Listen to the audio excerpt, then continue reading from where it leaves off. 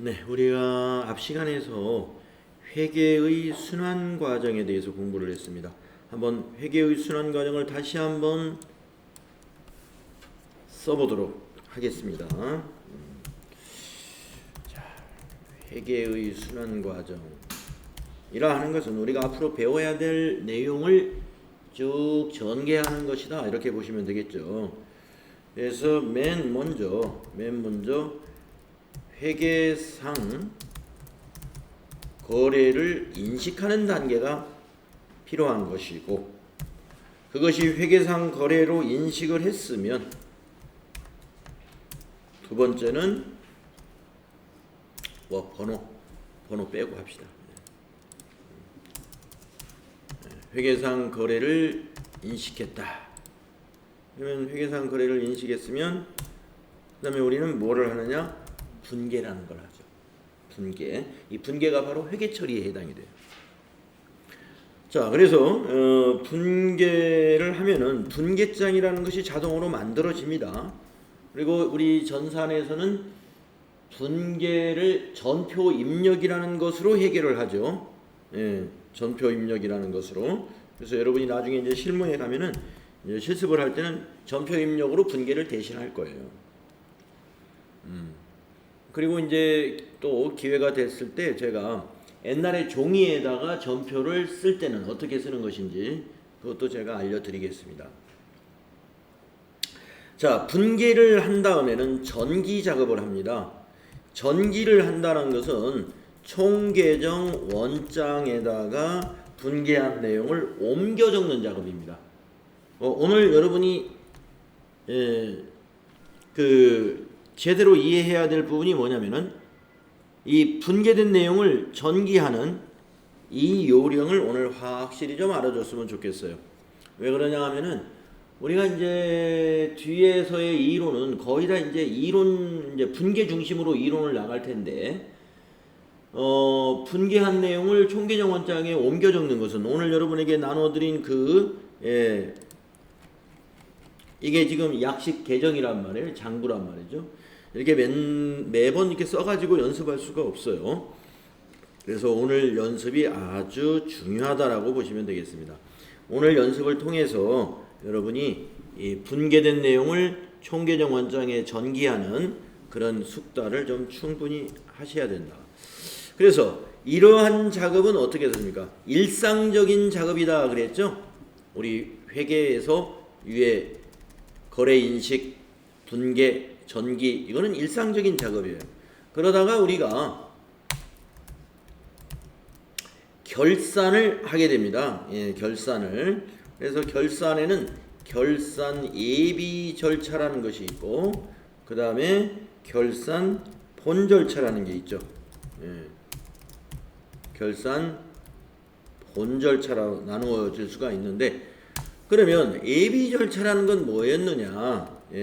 예비 절차라는 건 뭐였냐면은 이런 것들이었어요. 수정전 시산표를 만들고, 수정전 시산표를 왜 만들었느냐? 분계와 전기가 오류 없이 잘 되었는가를 1차적으로 검증하는 작업입니다. 그래서 오늘도 여러분 수정전 시산표를 한번 만들어 볼 거예요. 그래서 어떻게 검증을 하느냐? 차변과 대변의 합계가 딱 일치하면 1차적으로 검증이 되는 겁니다. 그래서 수정전 시산표를 만들어 볼 거고요. 그 다음에 결산 수정분계라는 걸 하죠. 어제 여러분들 이건 나중에 배울 겁니다 하면서 제가 수동분계는 이런 것들은 수동분계해야 되고 이러이러한 것들은 자동분계합니다 하면서 목록만 이제 보여주었었어요. 오늘은 결산 수정분계는 생각을 하지 말기로 해요. 없었다. 수정할 것이 하나도 없다. 그럴 리는 없지만 지금 해보기는 너무 어려우니까 오늘의 핵심은 분계를 전기하는 여기에 중점이 있어요.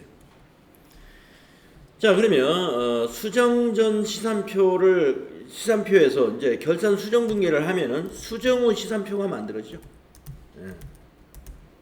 이제 수정했으니까 시산표가 또 자동으로 만들어져요. 이것이 말하자면 예비 절차입니다. 그래서 본격적으로 이제 수정의 시산표 만들었으면 맞춰보니까 역시 이 분계와 전기가 잘 되었는 것이 확인됐습니다. 그러면 이제 장부를 마감하는데 장부 마감하는 순서가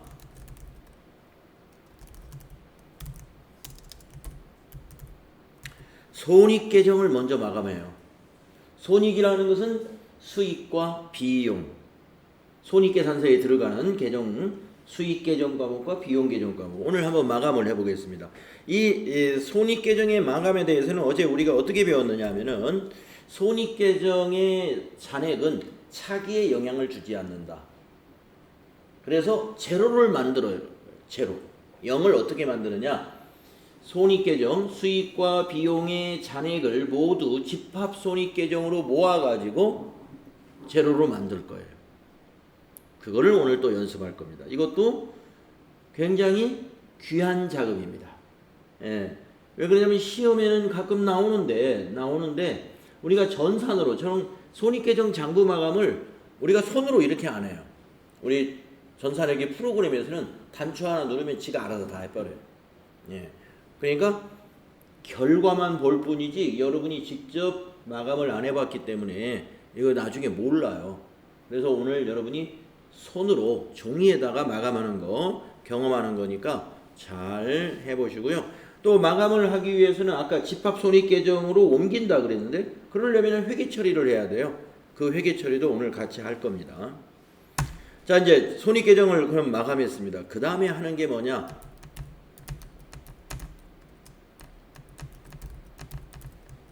재무상태표 계정을 마감합니다. 재무상태표 계정이다 그러면 이제 여러분 꽤 많이 들었죠? 자산, 부채, 자본. 자산, 부채, 자본. 그러니까 손익계산서 계정에는 수익과 비용이요. 재무상태표 계정은 자산, 부채, 자본인데 그게 다예요. 총계정이 그게 다예요. 그 외에는 없어요, 계정이. 그래서 재무상태표 계정의 마감에서는 특이한 게 뭐가 있었냐면은 차기에 영향을 준다. 자산, 부채, 자본은 그래서 마감을 어떻게 하느냐? 잔액을 차기 2월, 전기 2월로 마감해요. 오늘 그걸 한번 해볼 거예요. 차기 2월, 전기 2월을 어떻게 표시하지? 예, 이걸 한번 해볼 거예요. 그러니까 우리가 전산에서는 여러분이 장부 마감하면 지가 마감을 다 해가지고 전기 2월로 넘어가고, 예, 또 총계정 원장이 차기 2월 딱 기록이 돼버립니다. 그러니까 여러분이 수동으로 안 하기 때문에 이걸 몰라요. 장부 마감 절차가 어떻게 되는지를. 그래서 오늘은 그게 매우 소중한 시간이에요. 예, 뭐냐? 종이에다 직접 해보는 거죠. 그러면 이제 재무상태표 계정도 마감을 했습니다. 그러면 이제 재무제표를 본격적으로 만들어야죠. 그래서 먼저 손익, 제조업이다 그러면은 제조원가 명세서를 먼저 만들어요. 근데 우리는 FAT 1급은요, 도소매업, 상품 매매업으로 시험을 볼 거예요. 그러니까 제조원가라는 건 아예 안 나올 겁니다. 그래서 손익계산서를 만들고 오늘 만들어 볼 거예요. 손익계산서. 예, 약식으로. 예, 아주 간단하게. 뭐 이게 거래가 몇 건 없기 때문에 손익계산서가 굉장히 아주 그냥, 예, 5손가락, 계정 과목이 5개도 안 될 거예요. 약식으로 만들어 볼 거고, T계정으로. 그 다음에 재무상태표를 만듭니다. 재무상태표. 이것도 만들어 볼 겁니다. 예, 재무상태표도 만들어 볼 거예요. 그런데 이제 재무제표라는 것이 이 두 가지만 있는 것이 아니라 그 외에도 우리가 추가적으로 만들어야 될 재무제표가 많이 있습니다. 3개가 더 있어요. 근데 우리 3개 작성하는 거 전혀 공부하지 않는다 그랬죠? 그러나 그것이 무엇인지는 알고 계셔야 된다. 그게 뭐냐면은 현금 흐름표, 자본변동표, 주석이라고 하는 것도 재무제표에 해당이 되는 것입니다. 그래서 여러분들에게 제가 어제 앞 시간에서 끝무렵에 재무제표의 종류 5개를 좀 암기를 꼭 해주셔야 된다. 네. 그렇지만 이 5개 중에서 우리가 손익계산서하고 재무상태표는 앞으로 두고 얘기할 거니까 여러분이 아마 잊어버릴 수가 없을 거예요. 하지만 현금흐름표, 자본변동표 주석은 요 앞부분에서 몇 번 얘기하고 저 뒤에 가면 내일부터는 거의 말이 안 나와요. 예, 말이 안 나오니까 저걸 잊어버릴 수가 있어요. 근데 난데없이 시험에, 이론 시험에 아래 보기 중 재무제표가 아닌 것은 이렇게 하면 재무제표 아닌 거 알려면은 이 5개가 재무제표라는 걸 우리가 알고 있어야 된다는 거죠. 됐습니다. 그래서 이러한 회계의 순환 과정, 이러한 전체적인 흐름을 우리가 배워나갈 거예요. 예, 배워나가는데 지금은 이게 흐름이 눈에 보인다면 이게 회계 처리가 이런 일을 하는 거구나. 회계라는 게 이런 일을 하는 것이다라는 걸 우리가 배우는 것이 순환 과정을 이해하는 거예요. 그리고 이제 이것을 좀 이제 실습하고 나서 그 다음부터는 이제 깊숙이 들어가니까 내가 어디에 있는지 주로 여러분은 항상 여기에 있을 거예요. 거의 다 왔다 갔다. 그러다가 이제 결산 배울 때 또 여기서 결산 수정 분계 이것도 하고 결산 작업할 때는 그래서 책의 순서가 보통 이렇게 진행이 됩니다. 앞으로. 자, 그러면 이제 한번 실습해 봅시다. 회계상 거래를 제가 6건을 여러분 1페이지에다가 인쇄를 해 드렸어요. 그러면 회계상 거래 아닌 것은 제가 인쇄 안 했으니까 그 6건이 모두 회계상 거래입니다. 그러면 우리가 분계를 한번 해 봅시다. 분계. 여러분 혼자 하긴 좀 어렵죠. 아직 배운 게 없으니까. 그래서 나하고 같이 해보도록 하겠습니다.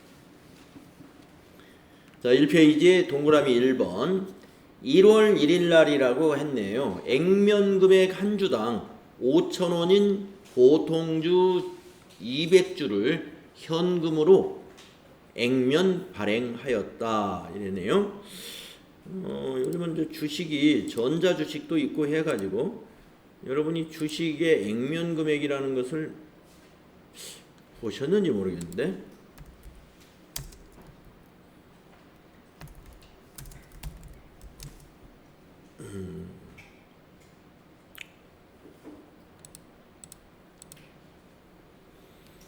주식 사진을 한번 찾아봅시다. 주식을 투자해도 주식을 보지도 못한 사람들 많아요. 왜냐면은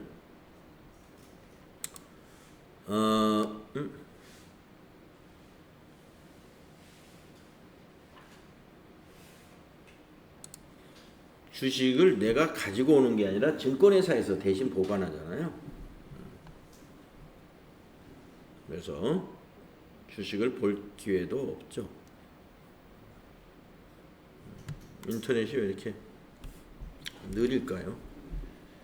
주식 이런 사진을 원하는 게 아닌데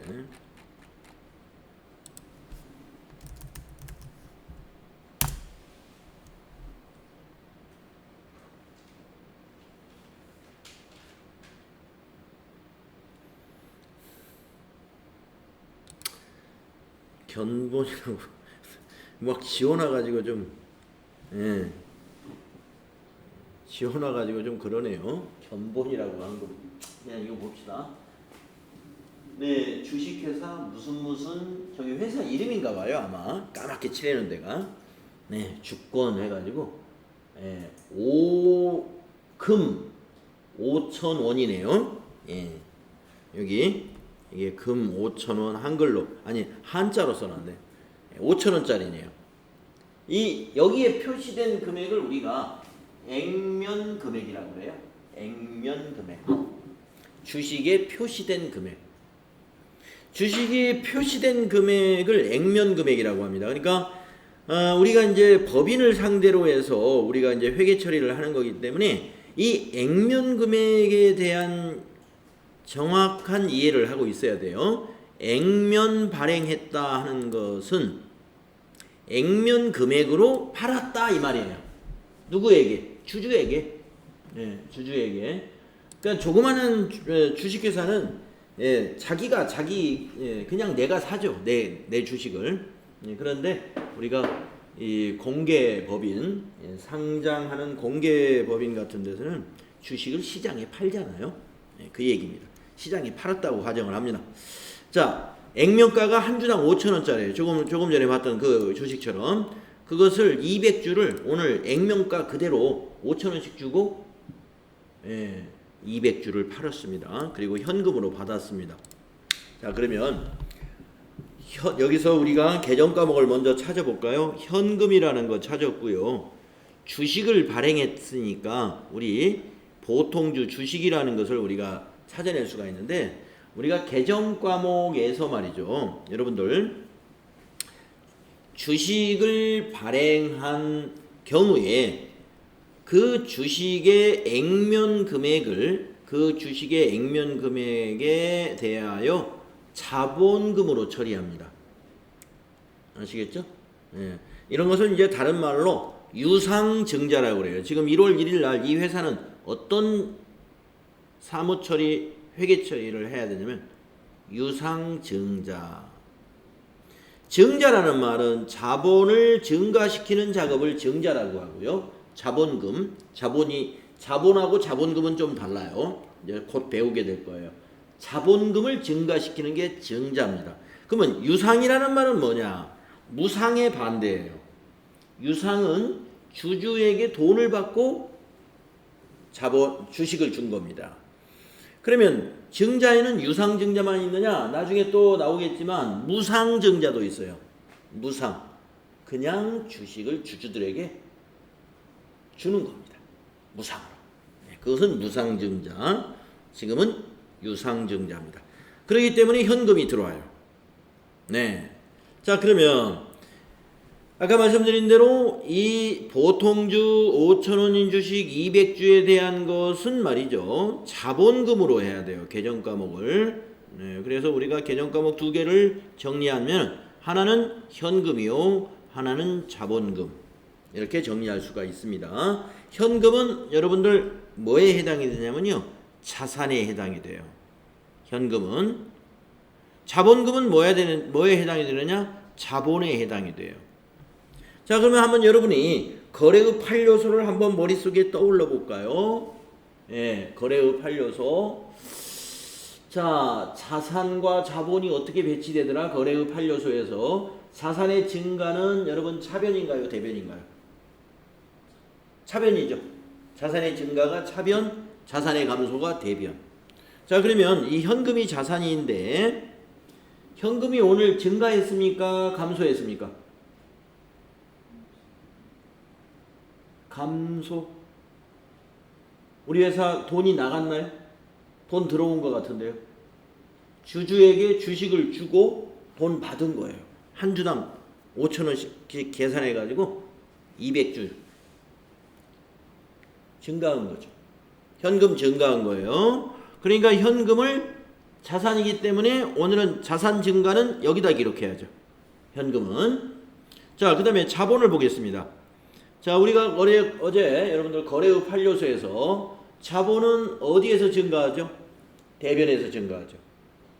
차변에서 감소합니다. 네, 거래의 8요소 생각이 안 나면 계속 그 노트에 적어놓은 거라든가 책을 보고 머릿속에 계속 넣어야 됩니다. 가능한 빨리 넣어야 돼요. 자, 그래서 자본은 어떻게 되냐? 아까 제가 그랬죠. 유상증자를 한다는 것은 자본금을 만드는 일이다 그랬습니다. 그럼 자본금을 만든다는 건 뭐예요? 자본이 증가한 거죠. 그래서 자본 증가는 대변이기 때문에 자본금은 이쪽으로 와야 되겠다. 대변으로. 이렇게 여러분이 계정 과목을 도출하고 그것을 차변에 적을 것인가 대변에 적을 것인가를 정해야 돼요.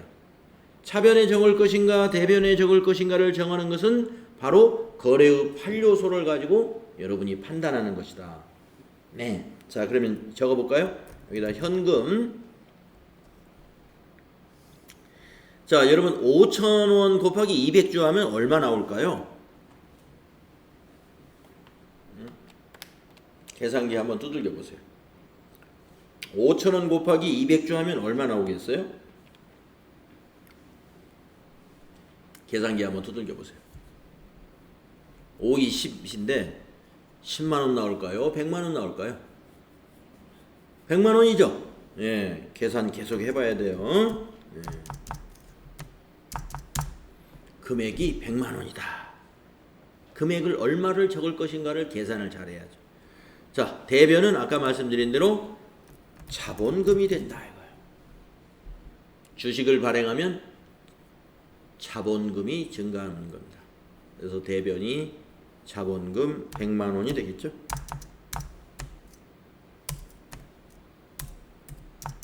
숫자 적을 때 콤마 넣어서 적어주세요.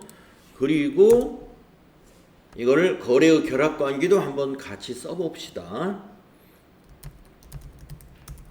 차변의 현금이라는 것은 자산의 증가에 해당이 되는 것이요. 자본금을 대변에 쓴다는 것은 거래의 8요소에서 자본의 증가, 자본 증가다. 그러니까 왼쪽은 현금 자산 증가요. 오른쪽은 자본 증가요. 하는 얘기죠.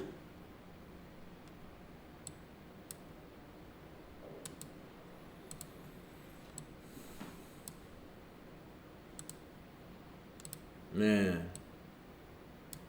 이렇게 분계가 가능해야 됩니다. 이런 연습을 앞으로 많이 해야 되겠습니다. 다음 두 번째 거 한번 같이 해봅시다. 두 번째 거는 조금 쉬워진 것 같아요. 1월 2일 날 차용 증서를 받고 현금 50만 원을 6개월간 거래처에 빌려주었다라고 하네요. 대여해 주었다 이거. 빌려주었다. 대여해 주었다. 같은 말입니다. 네. 자, 우리 회사 돈이 좀 여유가 있었어요. 그래서 그 50만 원을 빌려줬어요. 거래처에다가. 거래처가 좀 돈이 없어서 고생을 한다고 하길래 그 사장님이 그러면 돈을 빌렸는데 그냥 빌릴 수는 없죠. 차용증서 딱 써야죠. 언제까지 갚겠다. 6개월 후에 갚겠다고 차용증서 받고 빌려줬어요. 자, 그러면 여기서 개정 과목을 한번 찾아내 봅시다. 현금이라는 거 여러분 찾을 수 있죠. 그 다음에 또 하나는 빌려주었다. 이거 개정 과목을 뭘로 해야 되나? 차용증서를 쓰고 빌려주었다. 이걸 대여금이라고 그래요. 대여금. 그런데 6개월간 빌려준 것은 앞에 단기자가 붙어요. 그래서 단기 대여금이라고 그래요. 빌려준 돈은 우리 회사, 빌려준 회사 입장에서는 단기 대여금, 빌려가는 회사 입장에서는 단기 차입금, 이렇게 개정 과목이 만들어집니다. 네. 자, 그러면 현금과 단기 대여금 개정 과목 두 개 찾아냈어요. 자, 여러분 현금은 자산이죠? 예. 단기 대여금은 뭘까요? 이것도 빌려준 돈 내 거잖아요. 예. 빌려줬다고 그래서 그거 거래처 돈이 되는 게 아니라 그 돈 6개월 후에 내가 받아야 돼요. 예. 내 거는 다 자산이에요. 예. 단기 대여금이 내 거 아니라고 생각하면 안 되죠. 받을 돈입니다. 자산이에요. 두 개가 다 자산입니다. 그런데 하나는 지금 감소했고 하나는 증가했어요. 자, 여러분 어느 것이 감소했나요? 여기서는 현금이 감소했나요? 단기 대여금이 감소했나요? 네, 현금이 감소했죠. 그러니까 현금은 이제 자산 감소 대변으로 가고, 그러면 단기 대여금은 증가했다는 거죠. 예, 증가했다는 말이 뭐냐면 이제 장부에 잡혀놔야죠. 예, 현금은 없어지고 대신에 단기 대여금이 된 거예요. 우리 회사 금고에 있던 현금은 없어지고 거래처가 가져갔으니까 그 대신 내가 받을 권리, 단기 대여금이라는 자산이 된 거예요. 그래서 이렇게 배치하면 됩니다. 한번 써볼까요? 차변은 단기 대여금이요. 금액은 50만원. 이것은 자산 증가에 해당이 된다. 대변은 현금이라는 자산 50만원이고요. 이것은 자산 감소에 해당이 되는 것이다. 예. 그런 겁니다. 그러면 이제 가끔 시험에서 아니면 누가 여러분에게 물어보는 수가 있어요. 자, 제가 한번 물어볼까요? 여기에서 이 거래에서 이게 이제 1번 거래인데, 자, 1번 거래에서 이제 제가 이제 무슨 질문을 한번 해볼게요. 예, 쉬운 질문이니까 편하게 한번 생각해 보세요.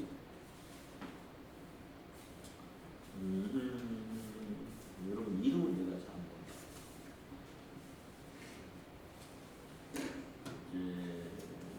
주예서 씨한테 물어봤죠. 서정인 씨한테 한번 물어볼까요? 이번에는 여러분 서정인 씨. 자, 1번 거래를 볼 때 자산 총액에 변동이 있을까요? 없을까요? 자산 총액에 변동이 있습니까? 없습니까? 를 제가 물어봤어요. 1번 거래에서.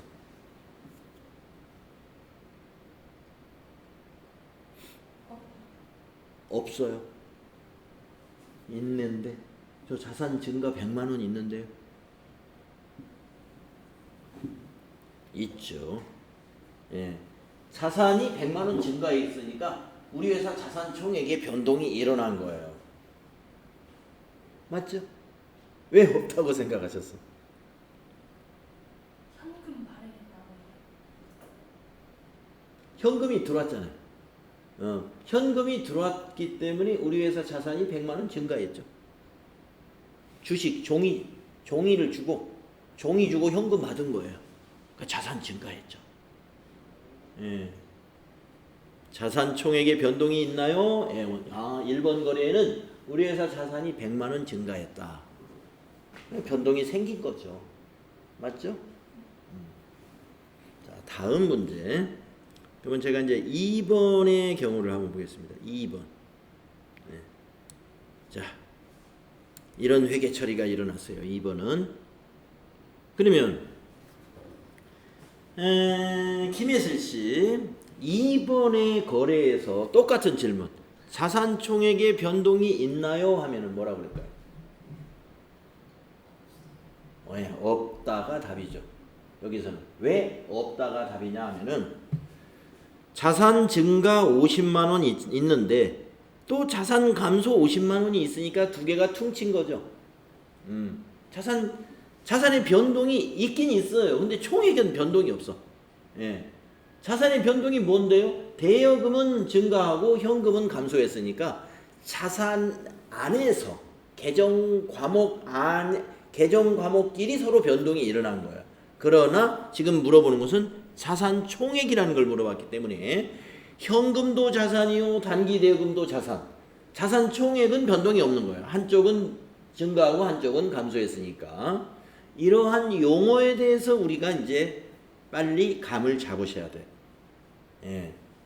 단기 대여금이라는 자산도 있구나. 현금이라는 자산도 있구나. 이런 것들을 이제 알아나가야 되고요. 그리고 자본금은 자본에 해당이 된다라는 것도 이제 알고 나가면서 이제 자산이 이거 한두 가지가 아니네. 개정 과목이.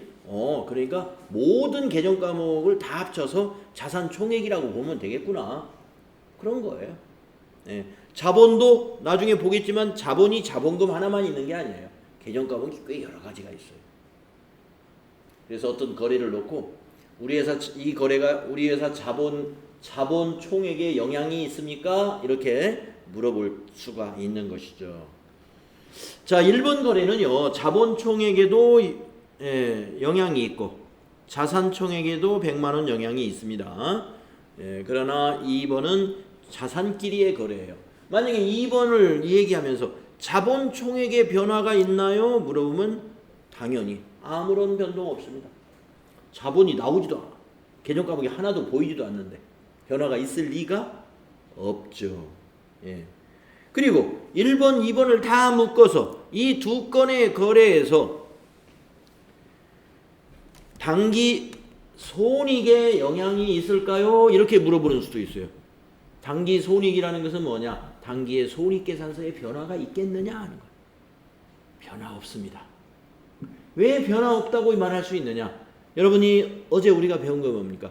손익계산서에 가는 것은 수익과 비용이 가는 거예요. 이 안에 지금 수익과 비용 하나도 안 보이죠? 그러니까 이 거래는 손익계산서에는 아무런 영향을 주지 않는 재무상태표에만 영향을 주는 거래라는 것이죠. 그래서 우리가 어제 거래의 종류를 정리할 때 재무상태표에만 영향을 주는 거래를 우리가 교환거래라고 한다. 자산, 부채, 자본의 변화를 주는 거래를 교환거래라고 한다. 이 두 개가 다 교환거래입니다. 네, 아시겠죠? 그래서 우리가 지금까지 배웠던 그런 지식을 말이죠. 이렇게 이제 어떤 거래가 있을 때 대입을 해가면서 이것이 어떤 종류의 거래인가 이런 것까지도 한번 같이 생각을 해보면서 가겠습니다. 교환거래입니다. 두 개가 다. 어제 여러분들 책에 뭐 페이지 수를 뭐 짚을 금방 기억은 안 납니다만은 하여튼 저기였군요. 56페이지에 아니거든 아니다. 몇 페이지였나? 하여튼 잠깐 했던 것 같은데. 네, 54페이지에 있군요. 거래의 종류에 교환거래, 손익거래, 혼합거래 이런 분계를 통해서 그것이 교환거래인가 손익거래인가 혼합거래인가 이런 얘기를 할 수 있다는 것이죠. 자, 이제 세 번째 거 분계 같이 해봅시다. 1월 3일 거래은행에서 70만 원을 6개월간 차입하여 보통예금에 입금하였다라고 했습니다. 계정 과목을 한번 찾아내 볼게요. 보통예금 이거 자산 계정 과목이에요. 보통예금은 뭐 현금이나 거의 다름이 없죠. 은행에 가서 바로 찾으면 현금 돼요. 보통예금이라는 계정 과목이 있어요. 자산에. 그 다음에 차입. 근데 차입이라는 계정 과목은 없고 차입금이 있습니다. 차입금이 있는데 6개월간 빌리는 것은 단기다. 그래서 단기 차입금이에요. 단기 차입금. 그러니까 은행에서 돈 빌리는 게 다 차입금입니다. 이건 부채죠. 돈을 빌렸기 때문에 부채. 보통예금은 현금과 같은 자산이에요. 자산. 그러면 이제 계정 과목을 찾아냈습니다. 보통예금이라는 자산 계정 과목과 단기 차입금이라고 하는 부채 계정 과목을 가지고 회계 처리할 거예요. 분계할 거예요. 자, 그러면 한번 생각을 해봅시다. 먼저 보통예금을 가지고 한번 생각해 볼까요? 보통예금이 증가했나요? 감소했나요?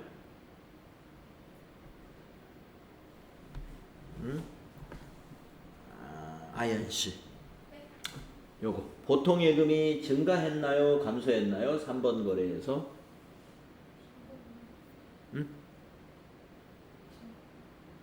증가했죠? 보통예금에 입금하였다. 보통예금에 입금시켰으면 보통예금 증가한 거잖아요. 그렇죠? 그렇다면 자산을 증가시킬 때는 우리가 이 자산을 차변에 기록해야 돼요? 대변에 기록해야 돼요? 거래의 판료서에서 자산 증가는 차변이죠. 그래서 이게 자리를 차변에다 잡아야 돼요. 보통예금이 70만 원이네요. 요 자산 증가.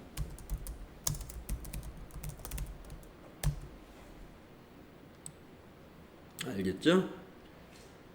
자, 그러면 단기 차입금은 부채입니다. 단기 차입금 70만 원. 부채예요. 부채 증가. 부채 증가 유치가 대변이에요. 부채 증가 유치가.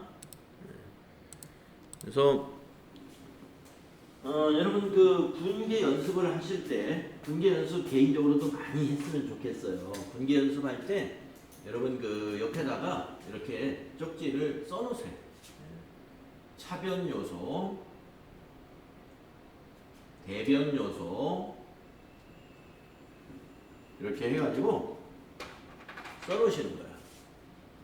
그래서 차변 요소에는 자산 증가, 부채 감소, 자본 감소, 비용 발생.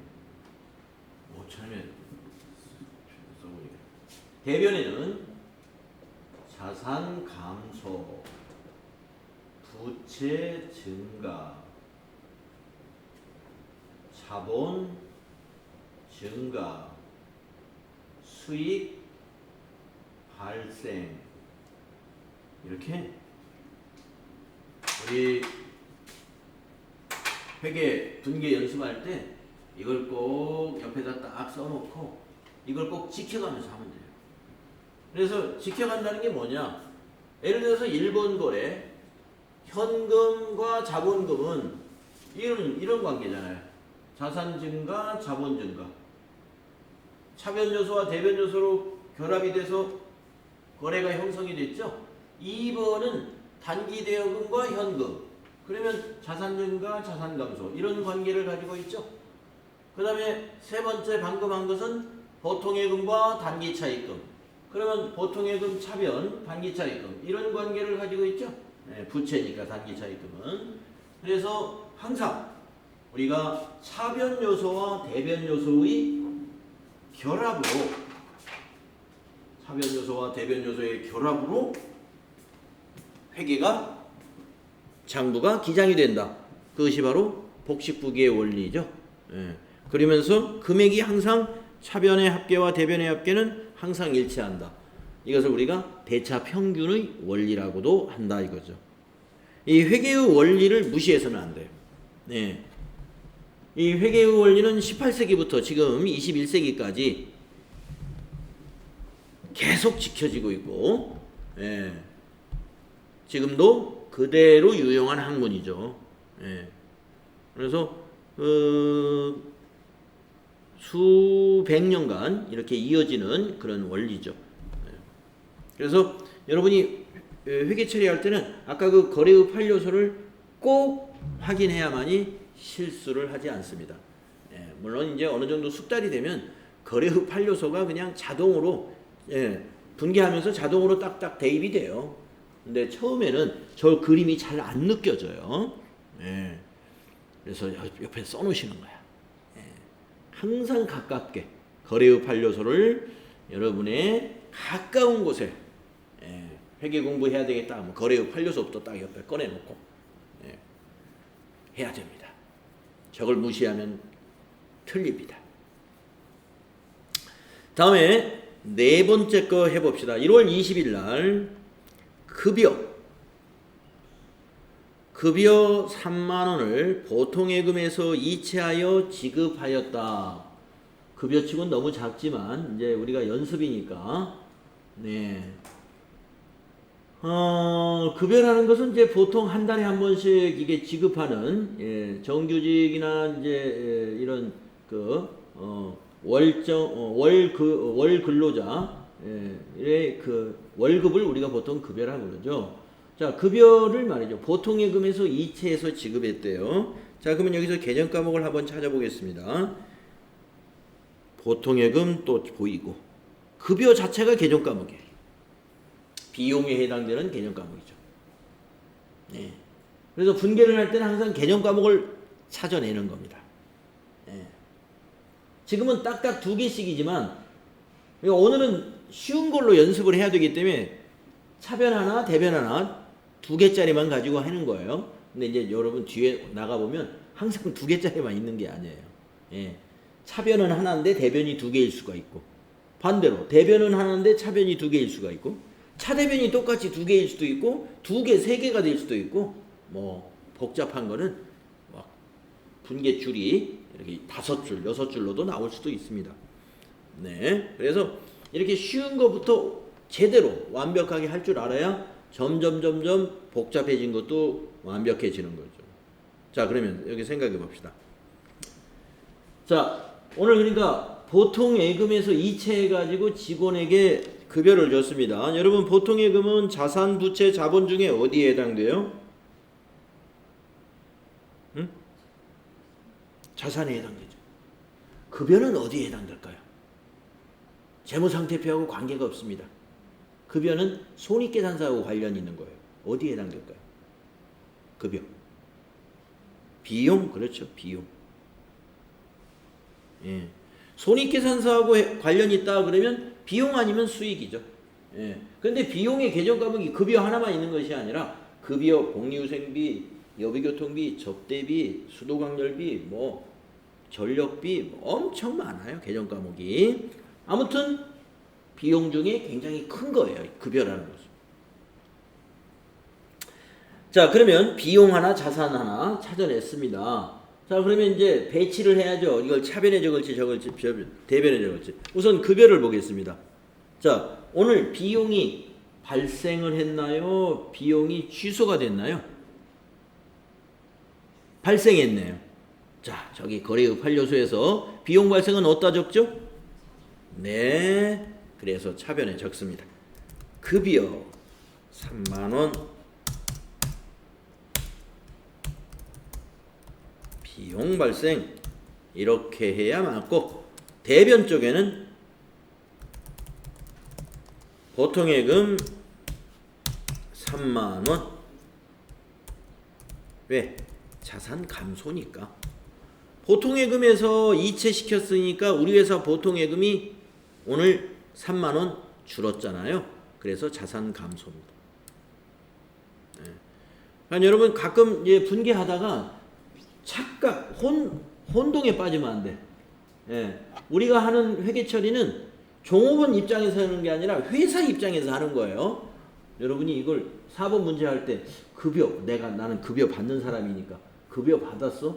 그러면 내 보통예금에 증가했겠지. 이거 내 보통예금 통장이 아니에요. 회사 보통예금 통장. 예. 그러니까 우리가 지금 하는 업무는 지금 회사 출근해가지고 회사 입장에서 하는 거예요. 내 입장에서 내 계좌에 지금 3만 원이 들어왔다는 얘기가 아니에요, 이게. 예. 우리가 개인의 것을 이렇게 복식부기에 의해서 회계 처리하는 사람이 있나요?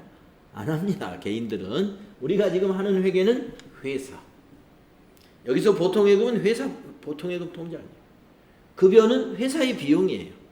회사의 비용. 그렇기 때문에 회사 입장에서는 비용이 발생했고 그 비용의 대가를 보통예금에서 지불한 거예요. 그래서 보통예금이라는 자산은 감소하고 비용은 발생했다. 이런 거래를 우리가 뭐라고 부르냐면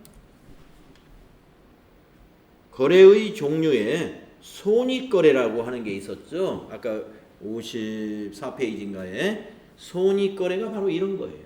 거래금액이 3만 원인데 거래금액 총액이 비용이거나 수익인 것을 손익거래라고 한다 그랬습니다. 그리고 이 거래는 손익계산서에 영향을 줍니다. 얼마만큼? 3만 원만큼. 비용이 증가하면 이익이 감소하게 돼요. 그러니까 비용 발생했다 그러면 벌써 우리 회사 3만 원 이익 줄어든 겁니다. 네. 그렇다고 해서 비용을 지급하지 않나요? 직원들 급여 안 주면 직원이 나와서 일을 하게 하나요? 그렇죠. 이건 당연히 지급해야 돼요. 예. 비용을 발생시키는 것을 무서워해서는 사업을 못하죠. 예. 그 비용을 지급함으로써 이익이 창출되는 거니까. 그래서 일단은 그러나 우리 회계에서는 비용이 발생했다 그러면 이익은 감소했다 이렇게 보면 돼요. 그래서 원가 절감해야 되고 야 비용 좀 줄이자 그거 왜 그럴까요? 이익 많이 내려고 하는 거예요. 비용을 많이 쓰면 자꾸 이익이 줄어드니까. 예. 자, 그러면 5번째 문제로 가보겠습니다. 1월 31일 날 단기 대여금에 대한 이자 5만 원을 현금으로 받았다 이랬는데요. 예, 이제 좀 쉬워지죠? 현금이라는 계정과목 보이고 이자 보이네요. 이자. 예. 단기 대여금이 보이면 안 돼. 여기서는. 왜 그러느냐? 단기 대여금을 받은 게 아니고 단기 대여금 그 원금을 받은 게 아니라 이자를 받았다는 거예요. 예. 근데 우리가 이자에는 두 가지가 있어요. 이자에는 계정 과목이 이자자 들어가는 게 두 가지가 있는데 이자 수익이라는 것이 있고 이자 비용이라는 개념 과목이 있거든요. 근데 지금 여기에는 지금 이 건에서는 이 두 개 중에 어디에 해당될까요? 이자 수익일까요? 이자 비용일까요? 그렇죠. 받았잖아요. 그래서 지금은 이자 비용이 아니라 이자 수익 개념 과목. 예, 그러니까 이자가 들어가는 개념 과목은 여러분들 두 가지가 있는데 우리가 받는 이자는 이자 수익, 수익에 해당되는 이자 수익이요. 우리가 주는 이자, 부담하는 이자는 이자 비용이라는 개념 과목으로 회계 처리합니다. 아시겠죠? 자, 그러면 이자 수익 찾았고 현금 찾았습니다. 자, 그러면 한번 배치를 해볼까요? 차변인지 대변인지. 자, 이자를 받았네요. 그러면 이자 수익이 오늘 발생한 거죠. 자, 여러분 수익 발생은 어느 쪽에 적어요? 네, 대변에다가 이자 수익 적어야 되겠네요. 수익 발생했으니까. 그러면 이 수익이 발생하면서 뭐가 들어왔어요? 현금이 들어왔죠? 그러면 현금은 차변에 자산 증가. 그래서 수익이 발생하면 자산이 증가하게 돼 있어요. 자, 그러면 차변에다가 현금 50,000 이것은 자산 증가에 해당이 되는 것이요. 대변은 이자 수익 50,000원 이것은 수익 발생에 해당이 됩니다. 네.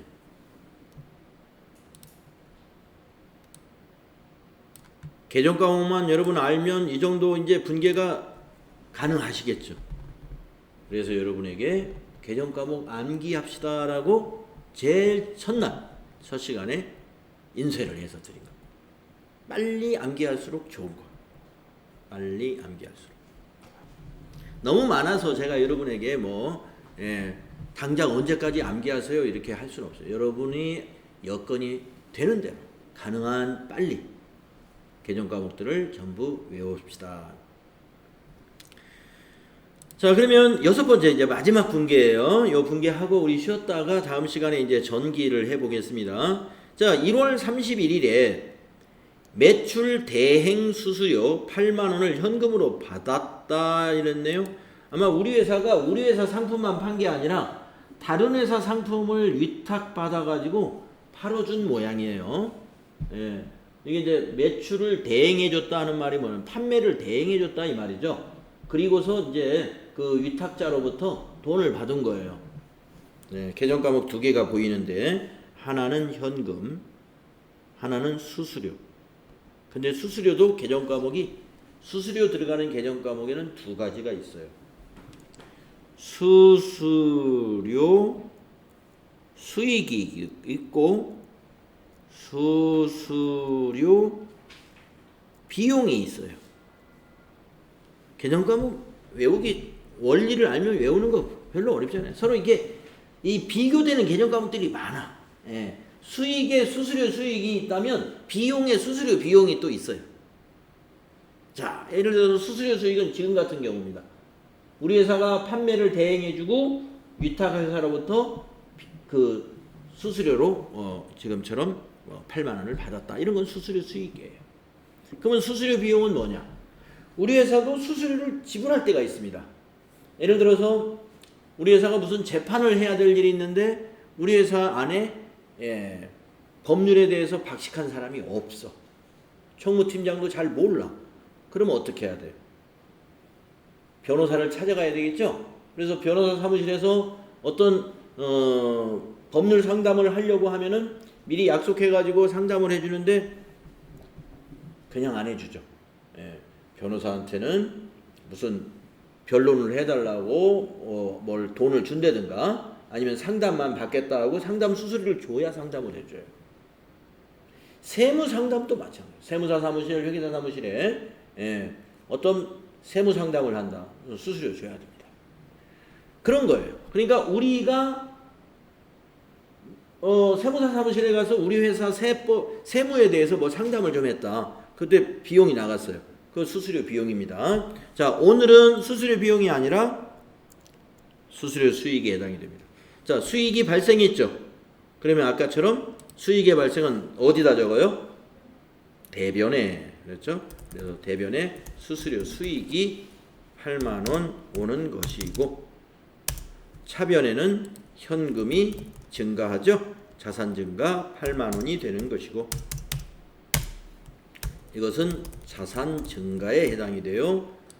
이것은 수익 발생에 해당이 된다.